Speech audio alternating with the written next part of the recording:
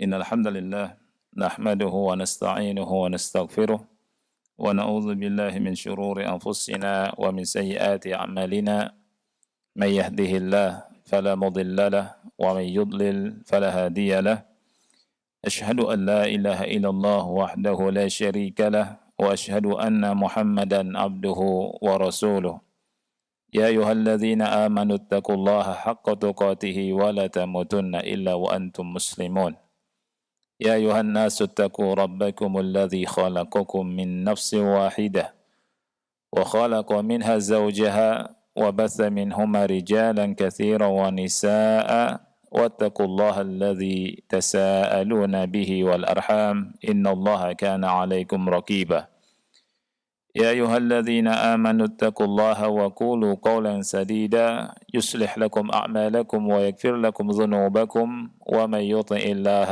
ورسوله فقد فاز فوزا عظيما أما بعد فإن أصدق الحديث كتاب الله وخير الهدي هدي محمد صلى الله عليه وعلى آله وسلم وشر الأمور محدثاتها فإن كل محدثة بدعة وكل بدعة ضلالة وكل ضلالة في النار أحبتي في الله إخواني وأخواتي في الله rahimani wa rahimakumullah.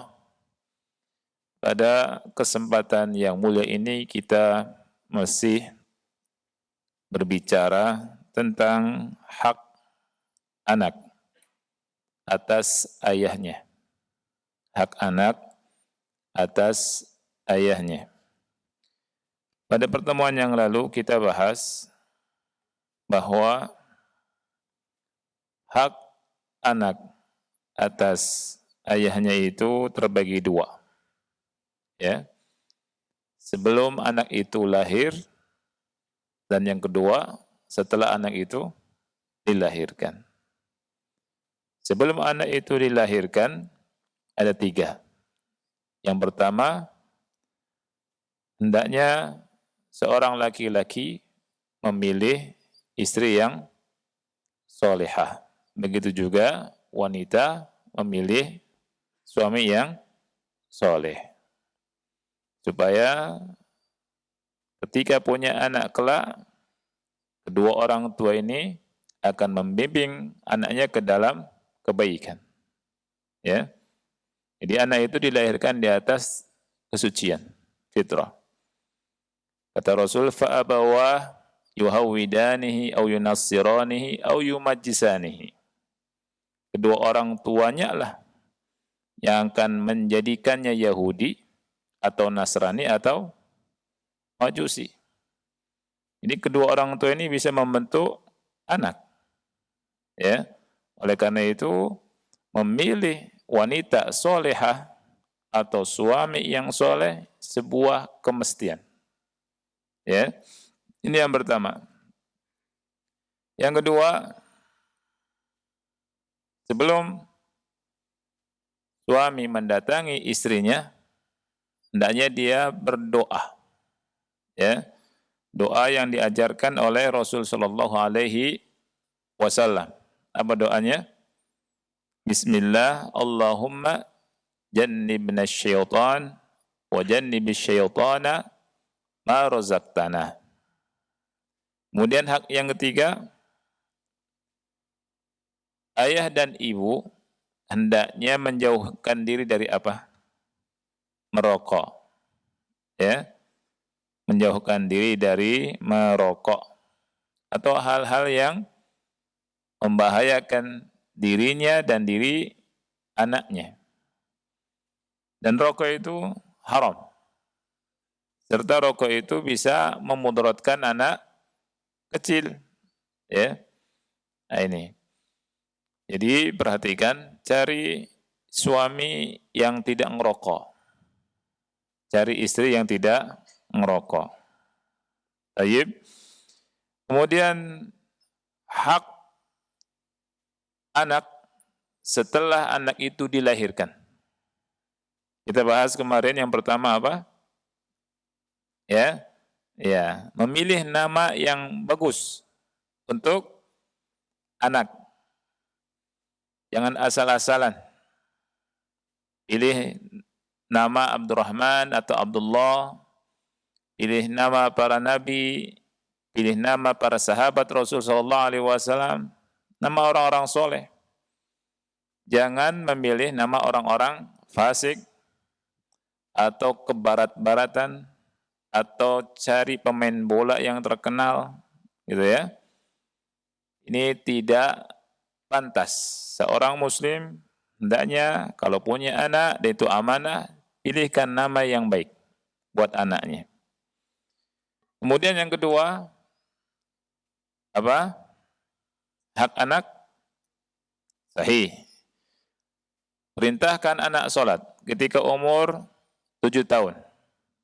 Kemudian dipisah ranjang mereka. Dan ketika umur 10 tahun dipukul. Kalau tidak mau apa? Sholat. Tapinya pukulannya bukan pukulan menyakiti. Ya. Kemudian berikutnya yang ketiga. Apa hak anak? Mendidik anak dengan akidah yang lurus, yang sahihah. Ya. Akidah yang tidak diracuni dengan kesyirikan, dengan kebid'ahan, dan dengan khurafat. Akidah yang murni dari Rasul sallallahu alaihi wasallam. Ya. Dan kita pilihkan pendidikan yang terbaik. Tidak harus mahal. Terbaik ini. Ya. Kalimatnya terbaik. Lihat guru-gurunya, lihat pergaulannya, ya. Insyaallah menjadi anak yang memiliki akidah yang kuat. Menjadi kebanggaan orang tuanya di dunia dan di akhirat. Ya. Kemudian berikutnya ikhwan, yang keempat apa? Di antara hak anak adalah mendidik mereka untuk beradab dengan adab Islami, berakhlak dengan akhlak Islami. Ya.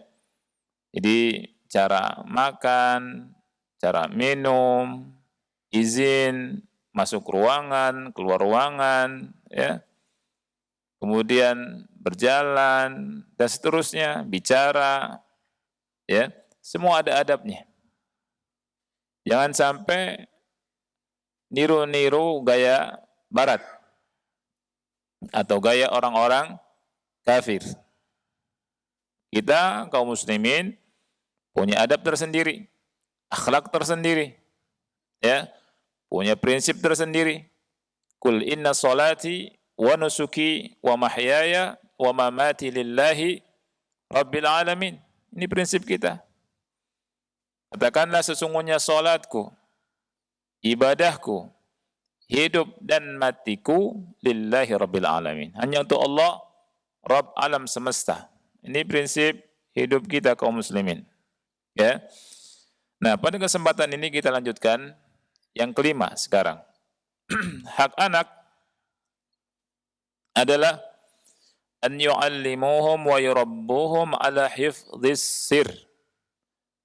Jadi mendidik anak, mengajari anak untuk menjaga rahasia. Sekali lagi, hak yang kelima adalah mendidik anak-anak untuk pandai menjaga rahasia. Fahadha Anas ibnu Malikin. Ini ada contoh dari Anas bin Malik. Dia berkata dalam sebuah hadis yang dikeluarkan oleh Imam Muslim nomor 2482. Marra bin Nabiyyu sallallahu alaihi wasallam wa ana al'abu ma'as sibyan. Nabi SAW melewati aku. Waktu itu aku bersama dengan anak-anak kecil lagi bermain. Ini kata Anas bin Malik. Jadi Nabi SAW lewat beliau dan beliau sedang bermain-main bersama anak-anak yang lain seumuran beliau. Jadi kita lihat bahwa anak-anak ini juga bermain, wajar. Ya. Fasallama alaina. Kemudian Rasul SAW mengucapkan salam kepada kami. Ini menunjukkan akhlak yang tinggi dan adab yang tinggi dan ketawaduan dari Nabi Muhammad sallallahu alaihi wasallam. Rasul SAW mengajarkan kita kalau lewat anak-anak mengucapkan salam. Ya. Lihat, fasallama alaina. Rasul mengucapkan salam kepada kita. Kepada kami waktu itu anak-anak kecil. Oleh karena itu kita jangan pelit. Ketika kita lewat anak-anak kecil, kita ucapkan apa? Salam, assalamualaikum anak-anak, gitu ya. Nanti anak-anak itu akan memperhatikan orang gede. Oh, mengucapkan salam nih. Sehingga salam tersebar. Dan ketika anak-anak mendengarkan salam dari orang besar, akan tertular. Dia pun akan menyebarkan salam kepada yang lain. Setiap lewat anak-anak, ucapkan salam. Dan ajibnya ketika nanti orang gede itu lewat ke anak-anak, lupa mengucapkan salam, anak itu yang mengucapkan salam. Ya, ketika lupa, assalamualaikum, Pak, gitu ya. Oh iya, waalaikumsalam. Mungkin karena waktu itu ada urusan atau pikirannya tidak perhatian kepada anak-anak. Seperti itu. Kalau sudah seperti itu, Masya Allah. Ya. Lihat, ini ketawaduan dari Nabi Muhammad SAW. Kita enggak boleh mengatakan, wah anak-anak kecil nih, enggak berharga, ya, tidak bermanfaat, ya. Jalan aja lewat. Enggak. Nanti mereka itu pengganti kita semua. Ya. Yang menggantikan kita siapa? Anak-anak. Kalau anak-anak itu dididik dengan didikan yang baik, yang islami, mereka tumbuh di atas didikan yang baik. Akhlak yang baik, yang terpuji. Nah, kita lanjutkan. Tsumma da'ani fa ba'athani ila hajatin lahu. Kemudian Nabi Muhammad SAW memanggilku dan mengutusku untuk sebuah urusan beliau, hajat beliau sallallahu alaihi wasallam. Faji'tu wa qad abta'tu an ummi. Kemudian saya pulang ke rumah dan saya terlambat dari ibuku. Ya. Faqalat, maka ibuku berkata, "Ma habasaka? Aina kunta?" Apa yang menahan engkau? Di mana engkau? Tadi di mana? Artinya tidak biasanya pulang terlambat. Di mana engkau? Dan ini pun Masya Allah orang tua ya, perhatian sama anaknya. Ditanya, kenapa terlambat? Ya, apa yang menghalangi engkau? Apa yang mencegah engkau? Apa yang menahan engkau? Sehingga engkau terlambat. Dari mana kamu? Ya, jangan diam saja. Apalagi anak perempuan. Ya. Alhamdulillah zaman sekarang anak perempuan itu kayak murah sekali. Ya, kayak kurang harganya. Kucing lebih dicari atau ayam lebih dicari daripada anaknya. Qobla maghrib udah cari-cari ayam. Mana ayam? Ya, masukkan ke kandang. Anak putrinya belum pulang, cuek. Ya. Jadi sepertinya ayam lebih berharga daripada putrinya. Ya. Kemudian kita kembali ke hadis ini. Anas berkata, "Fakultu ba'athani Rasulullah sallallahu alaihi wasallam ila hajah." Rasul SAW mengutusku untuk urusannya. Faqalat, maka ibunya berkata, "Ai bunayya, wa ma hiya?" Ibunya penasaran. Ya. Apa itu?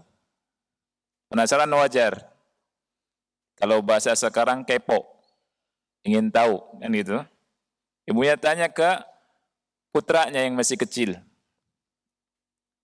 Apa itu urusan itu? Hajatnya Rasul itu apa? Ingin tahu. Subhanallah. Anas berkata, "Fakultu innaha sir." Innaha sir, rahasia. Kata putranya apa? Ini rahasia. Soal masih kecil bilang ini rahasia. Ya. Qalat, kemudian ibunya berkata, la tuhaddits bisirri Rasulillah sallallahu alaihi wasallam ahada. Jangan engkau kasih tahu siapapun tentang rahasianya Rasulullah sallallahu alaihi wasallam. Masya Allah ya. Ibunya ngajarkan kepada Anas bin Malik untuk diam. Kalau itu rahasia, sudah. Kamu jangan kasih tahu ke siapapun tentang rahasianya Rasul sallallahu alaihi wasallam, dan ibu pun nggak mau ingin tahu. Sudah selesai. Lihat ibu yang baik, setelah dikasih tahu ini sirnya Rasul sallallahu alaihi wasallam, dia nggak kepo. Dan dia pun ngasih tahu ke putranya agar jaga rahasia. Dan dia pun mengajarkan ke putranya tentang hal ini. Tidak boleh ngasih rahasia. Kalau rahasia ya rahasia. Beda dengan orang zaman sekarang. Ibu-ibu zaman sekarang. Rahasia-rahasia apaan sih? Ya. Dikit aja kasih tahu. Ya. Janji nggak akan kasih tahu yang lain. Gitu. Ya tidak. Akhirnya cerita. Nanti ini cerita lagi ke yang lain. Ini rahasia ya. Jangan dibongkar. Kecuali kalau saya sudah kasih tahu. Dia kasih tahu ke yang lain. Ini rahasia juga. Ya sudah, akhirnya jadi rahasia umum. Rahasia umum tapi ya. Gimana tuh rahasia umum tuh? Nah. Jadi hak anak yang kelima, ya, kita didik anak supaya pintar menjaga rahasia. Kalau sudah itu rahasia sudah, ya. Jadi ini pendidikan yang subhanallah sangat tinggi. Zaman sekarang kayaknya orang karena keponya jadi nggak ada rahasia. Padahal yang nama rahasia sudah rahasia. Dan kita nggak boleh tahu. Karena rahasia. Dan juga jangan ingin tahu. Karena apa? Rahasia. Ya. Nah, kemudian ikhwah yang Allah muliakan, kita masuk ke 6. Hak anak. An ya'dilu bainahum fil ataya wal miras. Hendaknya orang tua berlaku adil dalam pemberian dan warisan. Ya. Kalau warisan itu sudah diatur oleh Allah secara langsung dalam Al-Qur'an. Antum bisa lihat surat An-Nisa. Langsung Allah kasih pembagiannya. Ya. Adapun ataya, pemberian orang tua ke anak, ya, ini ulama berbeda pendapat. Apakah sama seperti warisan atau berbeda dengan warisan? Sebagian ulama mengatakan sama seperti warisan. Kalau kita punya anak laki-laki dan perempuan, kalau kita ngasih pemberian, bukan warisan ya. Kalau anak laki-laki 200, anak wanita 100, itu adil. Tetapi yang rajih, pendapat yang kuat, untuk pemberian, bukan warisan, harus adil. Harus sama. Ya. Ketika orang tua ngasih 500.000 ke anaknya, kasih 500.000 ke anak yang lain. Kalau posisinya sama. Kalau posisinya sama. Kalau posisinya berbeda, berbeda juga. Ini namanya keadilan. Ya, menyamakan yang sama, membedakan yang beda, itu adil. Ya. Misalkan gini.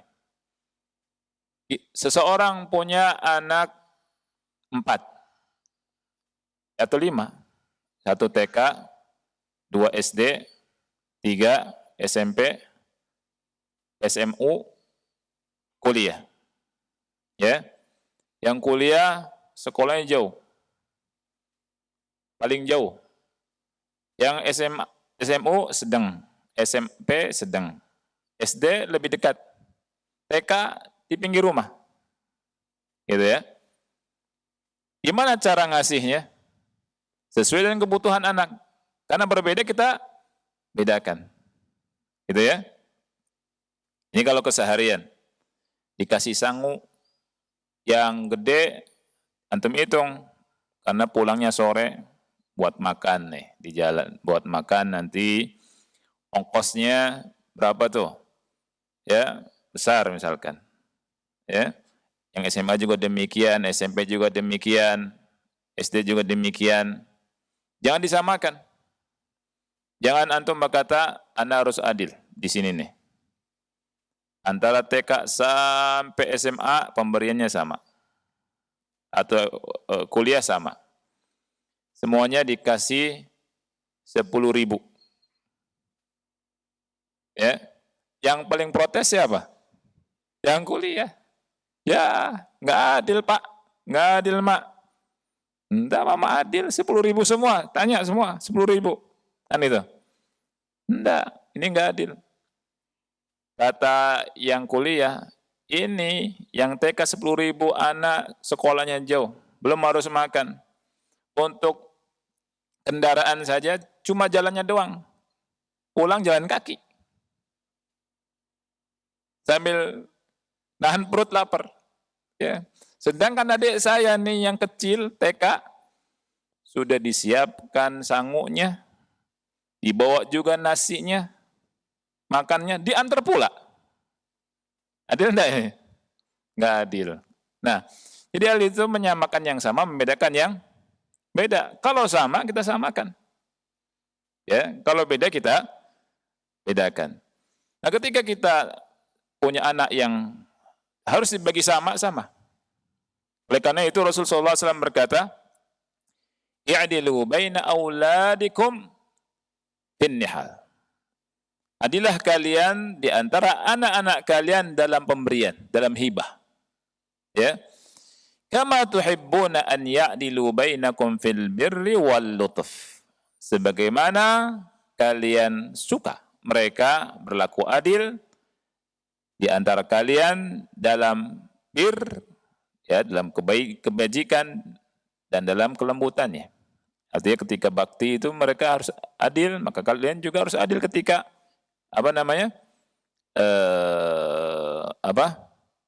memberi, ya.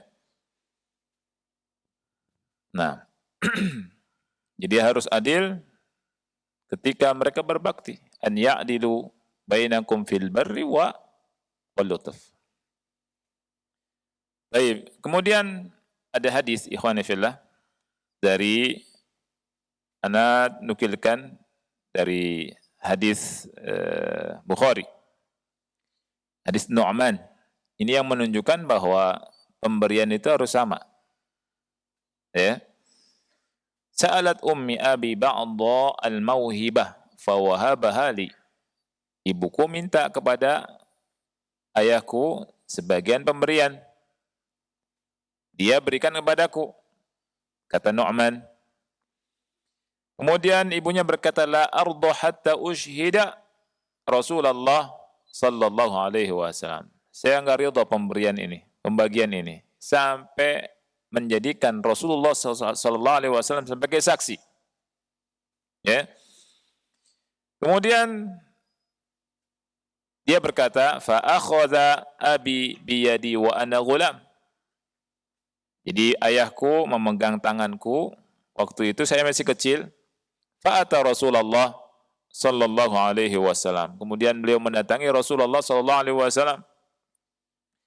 Kemudian dia berkata, "Ya Rasulullah, inna umma hadza ibnatu Ruwaha talabat minni ba'dal mauhibah."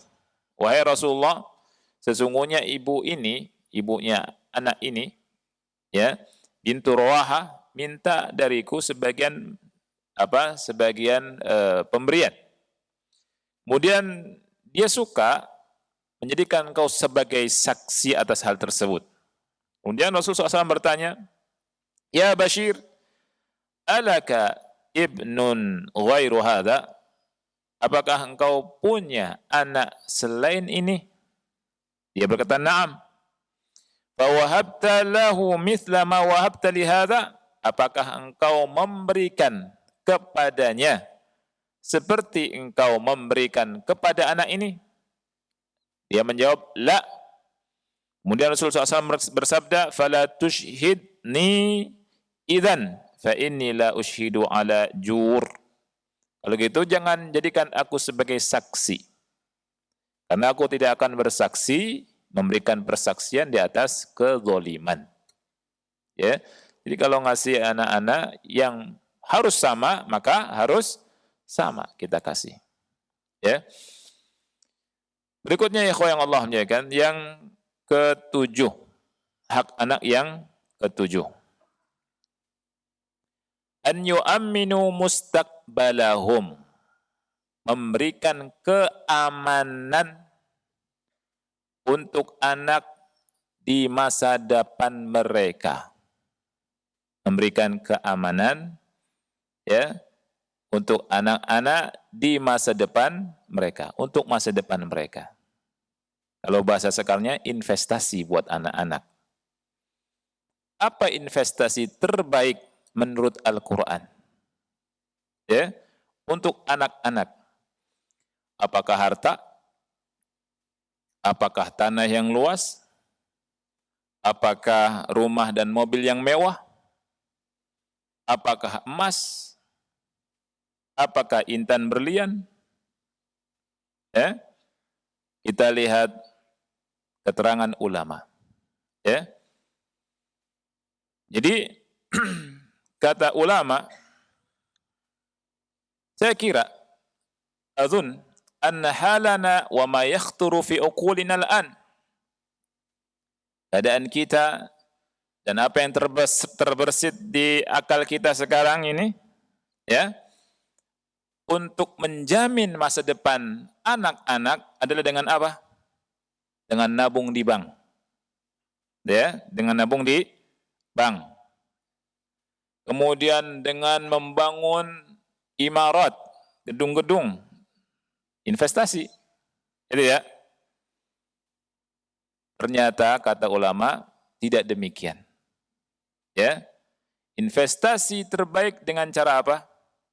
Bitaqwallah minal aba wa bil qaulis sadid. Dengan bertakwa kepada Allah dan dengan ucapan yang lurus. Jadi dari sekarang kita perbaiki, bahkan mestinya bukan dari sekarang, kemarin-kemarin kita perbaiki diri-diri kita, memperbaiki diri menjadi lebih baik, menambah ketakwaan, menambah keimanan, dan menjaga ketakwaan, keimanan, keislaman kita, ini sebuah keharusan. Kalau kita ingin anak-anak dijaga oleh Allah Subhanahu wa taala, anak-anak menjadi anak-anak yang soleh, solehat, anak-anak menjadi anak-anak yang diberkahi, sehat, caranya adalah bertakwa pada Allah. Menjadi hamba-hamba Allah yang saleh. Apa dalilnya? Dalilnya adalah surat Al-Kahfi ayat 82. Ya. Allah berfirman, "Wa ammal jidaru fakana li ghulamaini yatimaini fil Madinah." Adapun dinding itu milik dua anak yatim di kota tersebut. Ya. Wa kana tahtahu kanzul lahuma, dan di bawah dinding yang miring itu ya, yang ditegakkan kembali oleh siapa? Nabi Khidir. Di bawah dinding itu ada kanzul lahuma. Ada harta milik keduanya, milik gulamain yatimain. Lihat, dua anak yatim. Bapaknya berarti sudah meninggal. Apa definisi yatim? Siapa yang tahu? Definisi yatim. Cung, yang tahu, yang bisa jawab boleh pulang. Ini ujian. Kan lagi pada ujian sekarang sekolah-sekolah. Ya. Nah, ahsant, barakallahu fiik. man mata abuhu, ya, qabla sinil bulugh, yang ditinggal mati oleh ayahnya sebelum balik, berarti yatim. Kalau antum udah gede, ya yatim piatu. Ya, kalau kita ya enggak, udah balik kita ya. Walaupun orang tua kita enggak ada, kita bukan yatim dan bukan yatim piatu. Ini manusia. Yatim itu kalau ditinggal mati bapak. Kalau hewan, yatimnya hewan itu ditinggal mati siapa? Ditinggal mati induknya. Siapa yang berkata demikian? Ibnu Katsir rahimahullah. Hewan disebut yatim, anak-anak itu, kalau induknya enggak ada. Gitu. Pitik tahu pitik? Pitik. Ayam pitik. Ayam bayi. Ya. Itu kalau induknya mati, wah sengsara mereka. Ya, subhanallah. Kucing. Gimana tentang perhatian kucing? Kucing, walaupun bapaknya nggak bertanggung jawab, ya, induknya sama anaknya hidup itu, masya Allah, sehat, ya sehat, kucing itu. Tapi kalau induknya ketabrak, ya, atau mati, nggak bisa nyusu, mati anak-anaknya banyak, terlantar. Ya, ini kata Ibnu Katsir, kalau yatimnya hewan, ditinggal mati siapa? Induk. Kalau manusia ditinggal mati bapaknya. Nah, kita kembali ke ayat ini, ikhwan. Jadi tembok itu yang berdirikan lagi oleh Khidir, ya, ketika masuk ke kota tersebut, Khidir sama Musa, Nabi Khidir, Nabi Musa datang ke kota tersebut, kota penduduknya nggak ngasih jamuan, ya. Kemudian lihat tembok yang mau runtuh, Khidir bangun. Kemudian kata Musa, kalau seandainya kau ambil upah, gitu ya. Kemudian kata Khidir, ini perpisahanku dan perpisahan engkau sudah 3 kali. Nah, kemudian dijelaskan kenapa-kenapanya sampai ini. Adapun tembok itu milik 2 anak yatim di kota tersebut. Ya. Wa kana tahtahu kanzul lahuma, dan di bawah tembok tersebut, dinding tersebut, ada apa? Kanzul lahuma, ada harta milik keduanya. Perhatikan kalimat berikutnya, akhi. Wa kana abuhuma salihah. Bapak dari 2 anak yatim itu adalah bapak yang soleh. Orang tua yang baik, orang tua yang soleh. Allah sebut kenapa? Allah sebut ingin kita ini perhatian sama ini. Ya. Bukan tidak ada maknanya, ada maknanya. Fa'arada rabbuka ayyablugha ashuddahuma, dan Rabbmu ingin keduanya nanti tumbuh dewasa. Wa yastakhrija kanzahuma rahmatan min rabbik. Kemudian keduanya langsung mengeluarkan harta milik keduanya itu karena rahmat dari Rabbmu. Langsung keluarkan. Siapa yang jaga kedua anak itu? Allah. Siapa yang menjaga harta anak itu? Allah Jalla wa'ala. Atas apa? Atas kesolehan bapaknya. Soleh, bapaknya bertakwa. Oleh karena itu, investasi yang termahal, terbesar, yang harus diperhatikan oleh setiap orang tua, kalau ingin anaknya itu diberkahi, anaknya dijaga oleh Allah Subhanahu wa taala, menjadi orang tua yang soleh. Menjalankan perintah Allah, meninggalkan larangan Allah Subhanahu wa taala. Tapi kalau misalkan orang tua itu enggak soleh, ya, walaupun punya harta banyak, walaupun punya tanah luas dan seterusnya, apa yang terjadi? Anaknya berantem, nggak ada berkah, ya. Kemudian bapaknya juga sakit-sakitan dan seterusnya. Sebelum mati pun didoakan, kapan bapak mati nih? Ya. Kenapa mau mati bapaknya? Supaya cepat dapat warisan. La haula wa quwwata illa billah. Ya. Ini enggak mati-mati udah tua menjengkolkan katanya. Ya. Ini anak yang durhaka. Belum mati ditaruh di panti asuhan. Panti asuhan benar ya? Panti asuhan, panti jompo, panti asuhan warna kecil ya. Salah ngomong, maaf. Tapi ada hikmahnya itu menjadi melek. Ustaz salah nih. Ya. Baik. Di panti jompo dan itu banyak. Sedih orang tuanya. Ini anak durhaka. Anak durhaka itu yang masukkan orang tuanya ke panti jompo, akhi. Durhaka, na'udzubillah. Padahal kalau anak itu soleh, rebutan. Berbakti sama kedua orang tuanya karena surga itu. Ya. Nah, jadi ini hak anak.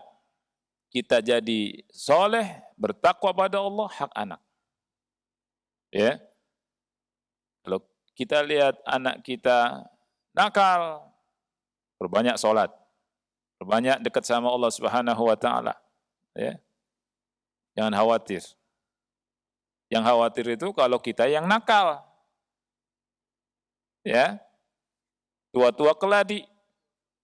Makin tua makin jadi la haula wal quwwata illa billah. Ya. Nah,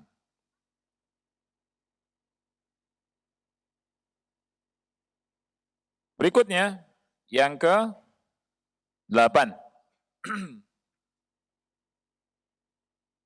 Di antara hak anak, an yu'allimuhum dinallah.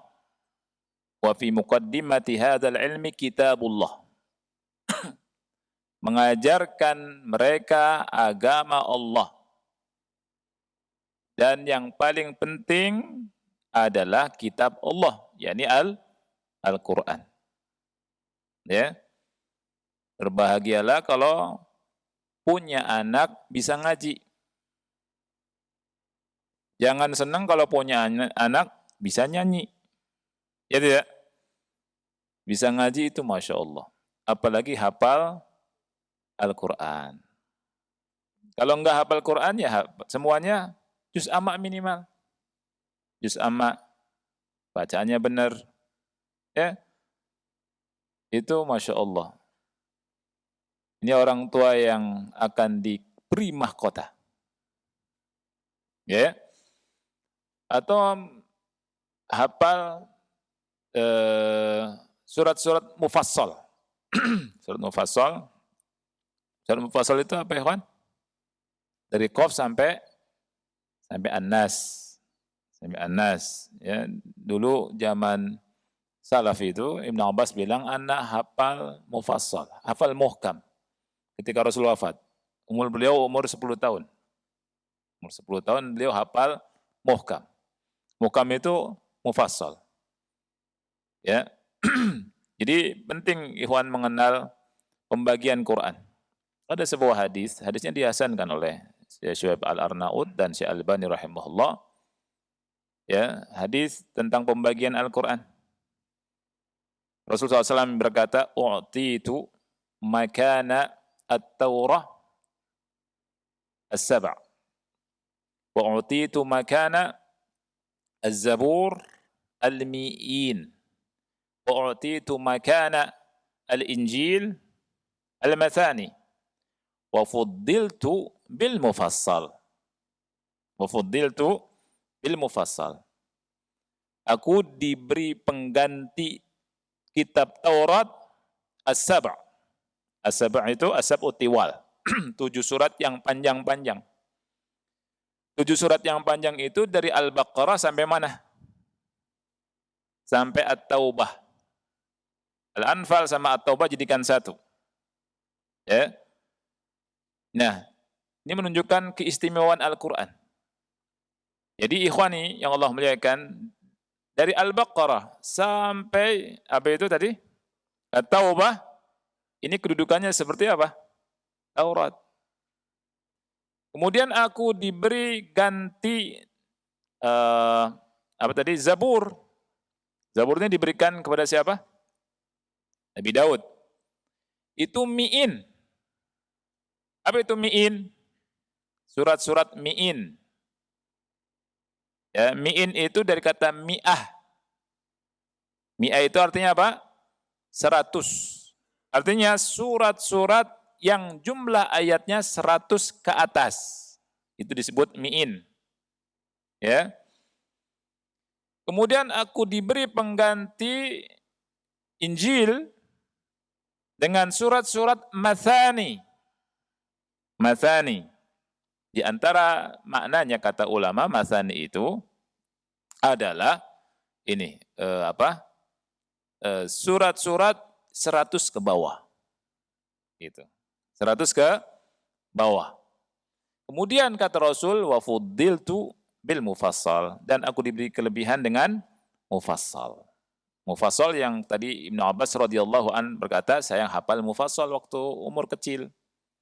Oleh karena itu ketika suruh ngapalin anak-anak kita, anak-anak kecil, ngapalin mufassal dulu.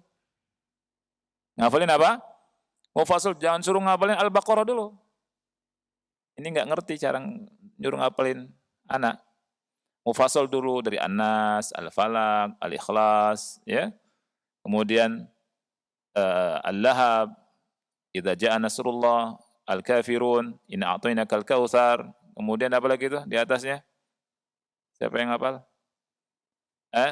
Al-Ma'un, Quraisy, Al-Fil, terus apa lagi? Al-Humazah, Al-Asr, At-Takatsur, Al-Qari'ah, kemudian Al-Adiyat, Az-Zalzalah, terus sampai An-Naba. Habis itu dari An-Naba ngapalin. Gitu. 1 juz dapat. Kemudian juz berikutnya juz 29, juz 28 sampai 26. Mufassal itu dari sebagian ulama mengatakan dari Qaf sampai An-Nas. Mengenal hal ini penting. Ya, mengenal hal ini penting. Nah, mufassal terbagi 3. Ada mufassal panjang, ada mufassal sedang, ada mufassal pendek. Sekali lagi mufassal terbagi berapa? 3. Ada mufassal panjang, ada mufassal sedang, ada mufassal pendek. Namanya yang panjang tiwalul mufassal. Yang sedang namanya awsatul mufassal. Yang pendek namanya qisarul mufassal. Mufassal yang panjang dari mana ke mana? Qaf sampai An-Naba. Al-Mursalat, An-Naba. Yang sedang dari mana ke mana? An-Naba sampai Ad-Duha. Yang qisar mufassal dari mana ke mana? Dari Ad-Duha sampai An-Nas. Nah, itu. Ini penting karena imam, makmum harus tahu. Rasulullah SAW golibnya, kata Syekh Utsaimin, golibnya. Golib ini artinya apa golib itu? Umumnya, kebiasaannya. Kalau ngimamin sholat maghrib dengan apa? Mufassal pendek. Ya, walaupun sesekali pernah Rasul membaca surat At-Tur, surat yang panjang. Tetapi ketika ada imam kebiasaannya membaca panjang di sholat maghrib, justru salah. Gitu. Salah. Ya. Kalau Isya biasanya pakai apa? Yang sedang. Kalau subuh yang panjang. Gitu. Ya.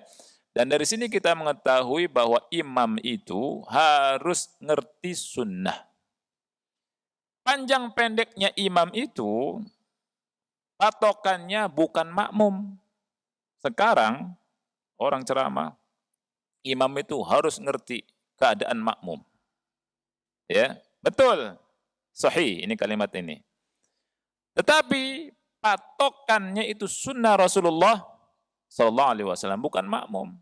Ketika sholat subuh Jumat antum membaca Alif Lam Mim Tanzil As-Sajdah, rakaat yang kedua baca apa? Al-Insan, makmumnya gitu. Ya. Kemudian jangan itu deh. Ya kan gitu. Ya. Kita ikutin makmum atau ikutin sunnah? Ikutin sunnah. Ya kan?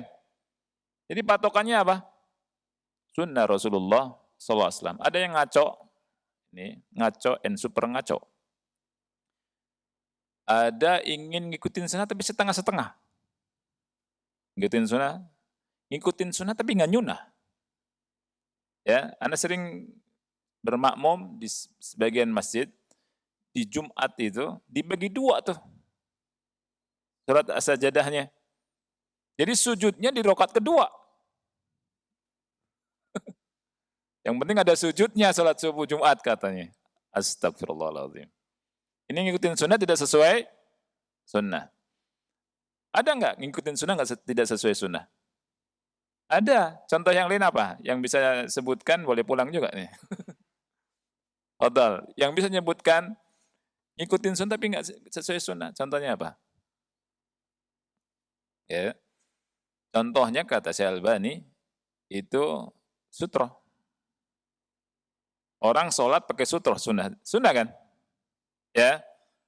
Tetapi antara kepala sama sutroh itu nempel atau nempel? Jawabannya nggak nempel. Batasnya apa? Batasnya ada kambing lewat, anak kambing. Nah, sunnahnya seperti itu. Tidak nempel. Antara kepala sama sutroh itu ada jarak anak kambing. Ya tidak? Tapi banyak di antara kita sunnah sutroh, nempel, pentok, tok. Ya. Kepalanya dipentokkan ke tembok. Ini enggak nyunah juga, akhi. Ya. Sunnah itu ada jaraknya. Jadi kita belajar itu harus serius, teliti. Ya. Seperti itu. Nah, ayo kembali ke sini, ikhwan. Jadi ajarkan ilmu agama, ya, terutama adalah apa? Al-Quran. Allah berfirman, yarfa'illahu alladhina amanu minkum walladhina utul ilma darajat. Dan Rasul SAW bersabda apa? Khairukum man ta'allama al-Qur'ana wa 'allamahu. Sebaik-baik kalian adalah orang yang mengajarkan Al-Qur'an dan mengajar. Sebaik-baik kalian adalah orang yang belajar Al-Qur'an dan mengajarkannya. Ini kata ulama, ikhwan, di antara faedah hadis ini bahwa ta'alluma Al-Qur'an wa ta'limahu min afdali a'malil birri kulliha. Subhanallah. Bahwa belajar dan mengajarkan Al-Quran seutama-utama amal kebajikan. Semuanya. Mereka kita belajar. Ya, Al-Quran. Baik. Kemudian berikutnya ikhwah yang Allah muliakan. Dalam hadis yang dihukumi hasan di sini keluarkan oleh Tirmizi, yaji'u sahibul Qur'an yaumal qiyamah. Orang yang hafal Quran, yang mengamalkannya juga itu datang pada hari kiamat, dia berkata, fayaqulul Qur'an, Quran berkata kepadanya, kepada Allah, ya Rabb hallihi, fayulbasu tajul karamah. Kemudian, wahai Rabb, berikan dia perhiasan. Kemudian dikasih mahkota kemuliaan. Tsumma yaqul, ya Rabb, wahai Rabb, zidhu, tambahlah. Kemudian dikasih perhiasan kemuliaan. Kemudian dikatakan, ya Rabb, irda anhu. Ya Allah, ya wahai Rabb, ridhoi dia. Dan dia pun ridha. Allah pun ridha. Kemudian dikatakan kepadanya, iqra warqa wa izdadu bikulli ayatin hasanah. Ya. Bacalah dan naiklah derajatmu, dan setiap kebaikan ditambah pahala, satu kebaikan. Sebentar Pak ya, satu lagi. Saya sudah mendengar azan. Satu lagi, yang ke-9, hak anak. Hak anak yang ke-9, an ya'muruhum bimusahabatis sholihin. Ya, perintahkan anak-anak kita untuk berteman dengan orang-orang yang soleh. Ya. Rasul sallallahu alaihi wasallam bersabda dalam hadis yang hasan riwayat Abu Dawud dan yang lainnya, kata Rasul, la tusahib illa mu'mina. Janganlah engkau bersahabat kecuali dengan orang mukmin. Wala ya'kul ta'amaka illa taqi. Dan jangan makan makananmu kecuali orang yang bertakwa. Ini kata Rasulullah sallallahu alaihi wasallam. Inilah ikhwani fillah 9 hak anak yang hendaknya ditunaikan atau wajib ditunaikan oleh orang tua. Insya Allah pada pertemuan berikutnya, hak orang tua yang wajib ditunaikan oleh anaknya. Ya, karena banyak di antara kita belum tahu ketika kita ayah meninggal, ibu meninggal, aduh ya Allah rugi, belum bisa berbakti. Ya, sebenarnya jangan merugi, bisa berbakti ketika orang tua walaupun orang tua sudah meninggal. Nanti bagaimana kita akan bahas insyaallah. Wassallallahu ala nabiyyina Muhammad wa ala alihi wa sahbihi wa barak wasallam. Wassalamualaikum warahmatullahi wabarakatuh.